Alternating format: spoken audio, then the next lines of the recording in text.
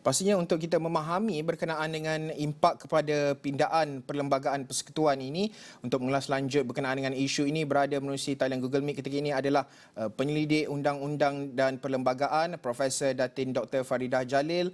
Terima kasih Dr. kerana sudi bersama dengan Astro Awani. Pertama sekali melihat kepada pindaan ini, bagaimana kita ingin memahami pindaan ini dan apa ertinya apabila pindaan ini dilakukan, Doktor? Okey. Assalamualaikum. Terima kasih Astro Awani. Bagi pindaan ini kan, kalau kita lihat adalah merupakan satu pindaan yang tertunda yang sepatutnya berlaku pada tahun 2019 tetapi menjadi realiti pada tahun 2021 ini. Okey, jadi ini adalah merupakan pindaan yang sangat penting, bermakna. Walaupun daripada beberapa segi dia akan membawa implikasi-implikasi lain kepada negara kita, baik daripada segi undang-undang, perlembagaan dan juga daripada segi pentadbiran dan politik negara. Okay, kita lihat daripada segi mengubah ataupun mengembalikan semula tafsiran tentang apa itu dia komposisi persekutuan Malaysia. Okay. Jadi ini adalah merupakan mengembalikan tarifan itu kepada tarifan yang dibuat pada tahun 1963. Okay, so ini daripada satu segi ini adalah berjaya menyelesaikan polemik yang berlaku tentang adakah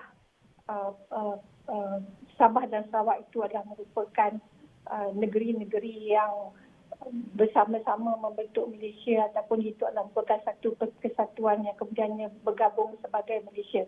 So ini satu penjelasan yang sangat bermakna.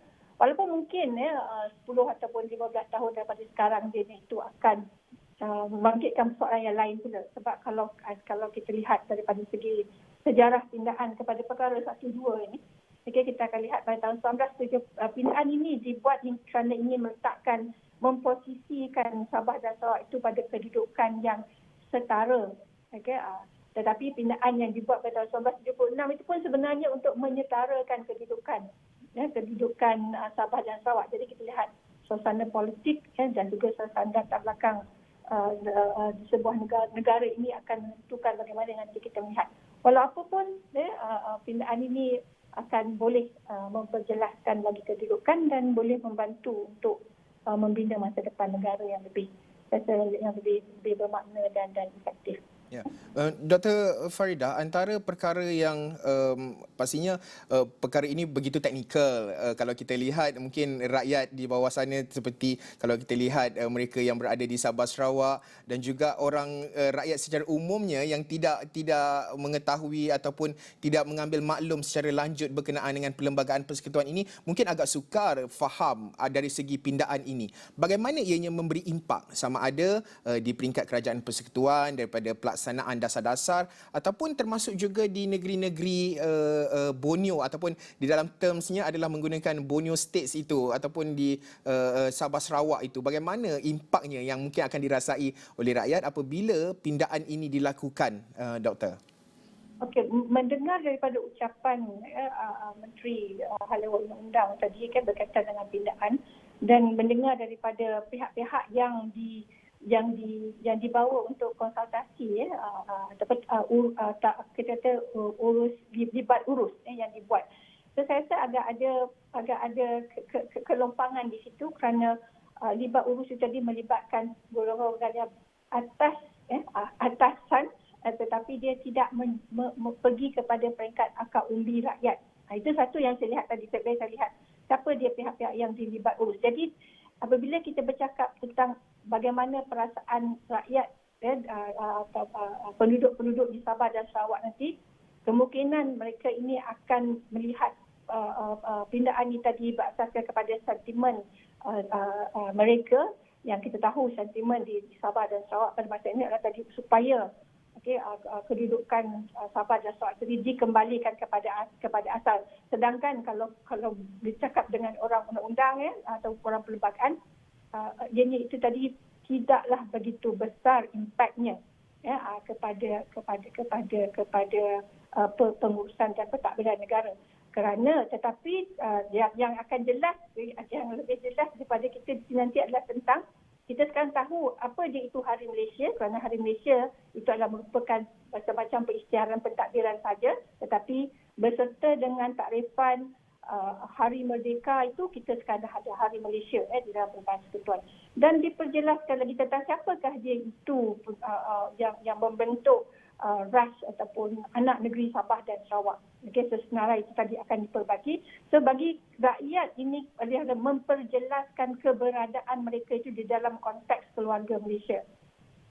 Tetapi cabaran terbesar nanti adalah kepada pihak pentadbiran, kerajaan negeri dan juga kerajaan persekutuan. Kerana sebab saya tak boleh kata pidaan ini sebagai superficial, tetapi pidaan ini dia sebagai satu pidaan yang di layer sebelah atas dengan tidak melihat kepada aspek yang lebih penting lagi kepada dalam cara gerak kerja antara rakyat, antara persekutuan dan juga Sabah dan Sarawak. Ya, negeri persekutuan atau negeri tanah persekutuan Tanah Melayu dan juga negeri-negeri Borneo, Sabah dan Sarawak.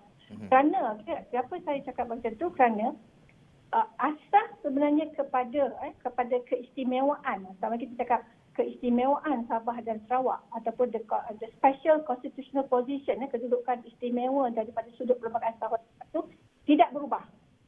Dia tidak berubah, kekal seperti mana yang sedia ada. Okey, jadi cuma yang ini nanti kesan akan diberi adalah akan lebih mudah lagi bagi Sabah dan Sarawak untuk mendesak ke mendapatkan hak yang dimahu perlembagaan. Ya.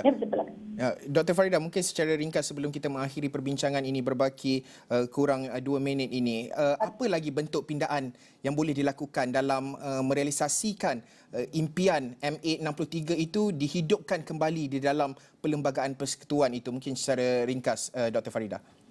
Yang aspek penting yang perlu kita lihat lagi sebenarnya adalah berkenaan dengan agihan kuasa persekutuan dan juga negeri.